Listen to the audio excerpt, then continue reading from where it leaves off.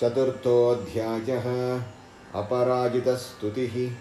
ॐ ऋषिरुवाच शक्रादयः सुरगणा निहतेति वीर्ये तस्मिन् दुरात्मनि सुरारिबले च देव्या तां तुष्टुवुः प्रणतिनम्रशिरोधरां सा वाग्भिः प्रहर्षपुलकोत्कमचारुदेहाः देव्या यया ततमिदं जगदात्मशक्त्या निःशेषदेवगणशक्तिसमूहमूर्त्या तामम्बिकामखिलदेवमहर्षिपूज्यां भक्त्या नतास्म विदधातु शुभानि सा नः।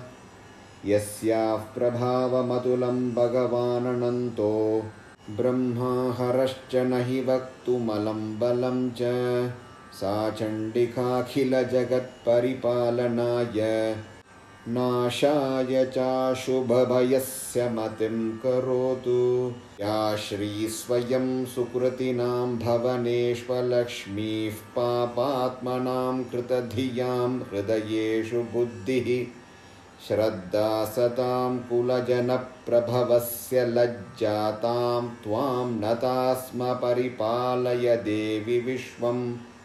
किं वर्णयाम तव रूपमचिन्त्यमेतत् किं चातिवीर्यमसुरक्षयकारि भूरि।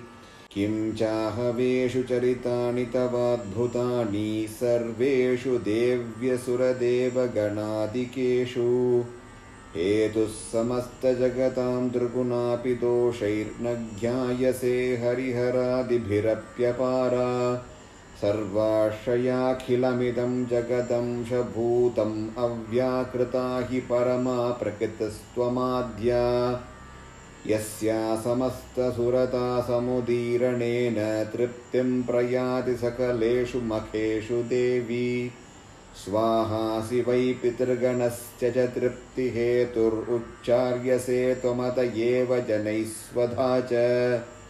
या मुक्तिहेतुरविचिन्त्य महाव्रता त्वम् अभ्यस्यसे सुनियतेन्द्रियतत्त्वसारैः मोक्षार्थिभिर्मुनिभिरस्तसमस्तदोषैर्विद्यासि सा भगवती परमा हि देवी।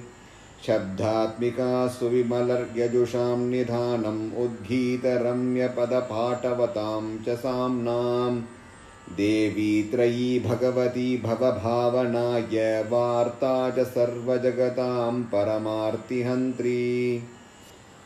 मेधासि देवि विदिता किल शास्त्रसारा दुर्गासि दुर्गभवसागरनौरसङ्गा।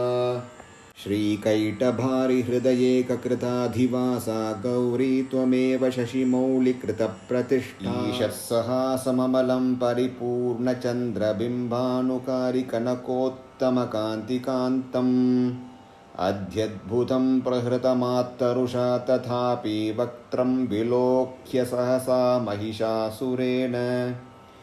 दृष्ट्वा तु देवि कुपितं भ्रुकुटीकरालम् उद्ध्यः शशाङ्गसदृशच्छवियण्ण सद्यः प्राणान् मुमोच महिषस्तदतीव चित्रं कैर्जीव्यते हि कुपितान्तकदर्शनेन। देवि प्रसीद परमा भवती भवाय सद्यो विनाशयसि कोपवती कुलानि। विज्ञातमेतदधुनैव यतस्तमेतन्नीतं बलं सुविपुलं महिषासुरस्य। ते सम्मता जनपदेषु धनानि तेषां यशांसि न च सीदति धर्मवर्गः।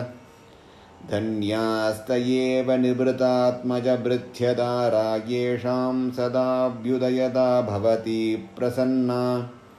धर्म्यानि देवि सकलानि सदैव कर्माण्यत्यादृतः प्रतिदिनं सुकृती करोति। स्वर्गं प्रयाति च ततो भवती प्रसादाल्लोकत्रये विफलदा ननु देवि तेन। दुर्गे स्मृता हरसि भीतिमशेषजन्तो स्वस्तैः स्मृता मतिमतीव शुभां ददासि। दारिद्र्यदुःखभयहारिणिका त्वदन्या सर्वोपकारकरणाय सदार्द्रचित्ता।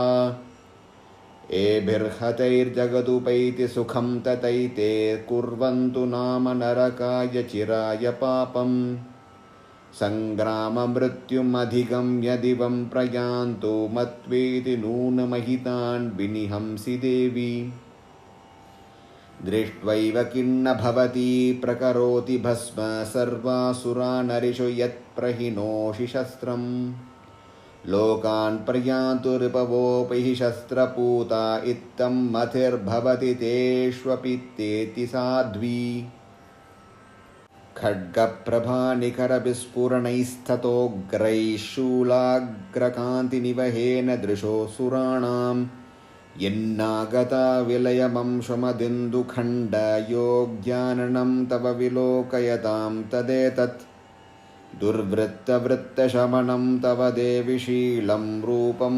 ततैतदविचिन्त्यमतुल्यमन्यैः वीर्यं च हन्तहृतदेव पराक्रमाणां वैरष्वपि प्रकटितैव दया त्वयेत्तम् केनोपमा भवतु तेस्य पराक्रमस्य रूपं च शत्रुभयकार्यतिहारि कुत्र चित्ते कृपासमरनिष्ठुरता च दृष्टा त्वय्येव देवि वरदे भुवनत्रयेऽपि त्रैलोक्यमेतदखिलं रिपुनाशनेन त्रातं त्वया समरमूर्धनितेऽपि हत्वा नीतादिवं रिपुगणा भयमप्यपास्तम् अस्माकमुन्मदसुरारिभवं नमस्ते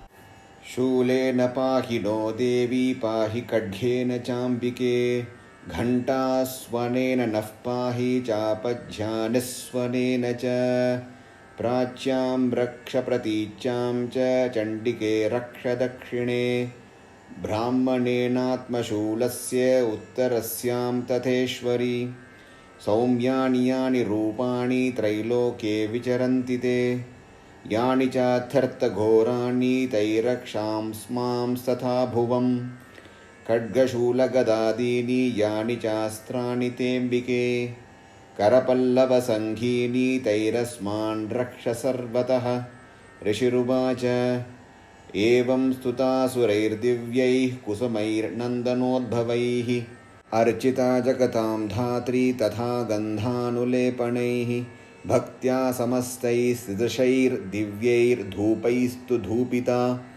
प्राह प्रसादसुमुखी समस्तान् प्रणतान् सुरान् देव्युवाच व्रियतां त्रिदशाः सर्वे यदस्मत्तोऽभिवाञ्छितं देवा ऊचुः भगवत्या कृतं सर्वं न किञ्चिदवशिष्यते यदयं निहतः शत्रुरस्माकं महिषासुरः यदि चापि वरो देयस्त्वयास्माकं महेश्वरी संस्मृता त्वं नो हिंसेताः परमापदः यश्च मर्त्यस्तवैरेभिस्त्वां स्तोष्यत्यमलानने तस्य विद्धर्दि विभवैर्धनदारादिसम्पदां वृद्धये स्मत्प्रसादात् त्वं भवेताः सर्वदाम्बिके ऋषिरुवाच इति प्रसादिता देवैर्जगतोऽर्थे तथात्मनः तथेत्युक्त्वा भद्रकाली बभूवान्तर्हिता नृप इत्येतत्कथितं भूप सम्भूता सा यथा पुरा देवी देवशरीरेभ्यो जगत्त्रयहितैषिणी पुनश्च गौरी देहात् सा समुद्भूता यथाभवत् वधाय दुष्टदैत्यानां तथा शुम्भनिशुम्भयोः रक्षणाय च लोकानां देवानामुपकारिणी तच्छृणुष्व मयाख्यातं यथावत् कथयामि ते ह्रीं ॐ